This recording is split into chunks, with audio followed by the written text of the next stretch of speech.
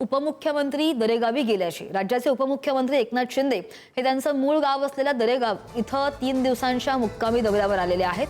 या दौऱ्यामध्ये ते शेतीची कामं, स्थानिक विकास कामांचा आढावा आणि प्रशासकीय अधिकाऱ्यांसोबतच्या बैठका सुद्धा घेतील। 15 दिवसांपूर्वी शिंदे दरेगावामध्ये गेले होते, त्यानंतर पुन्हा गावी आलेले आहेत।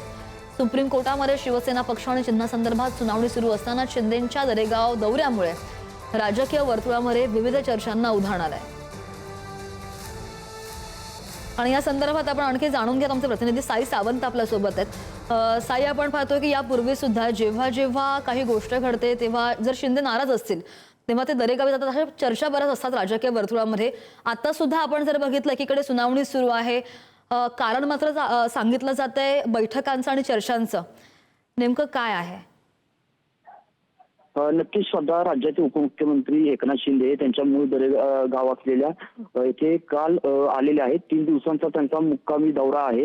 यामध्ये ते शेतीची कामं किंवा स्थानिक विकास कामांचा आढावा आणि प्रशासकीय अधिकाऱ्यांसोबत बैठका देखील घेणार आहेत। कालच ते शिंदे कोल्हापूर येथे जाऊन दिवंगत जे डी.वाय. पाटील आहेत त्यांच्या पार्थिवाचं अंत्यदर्शन घेतलेलं होतं आणि त्यानंतर रात्री उशिरा ते साताऱ्यातून दरेगावी पोहोचलेले।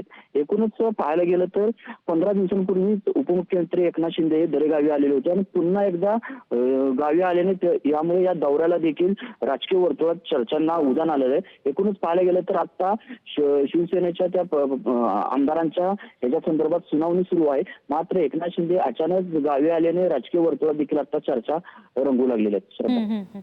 अगदी धन्यवाद साई, धन्यवाद दिलेल्या सगळ्या माहितीसाठी।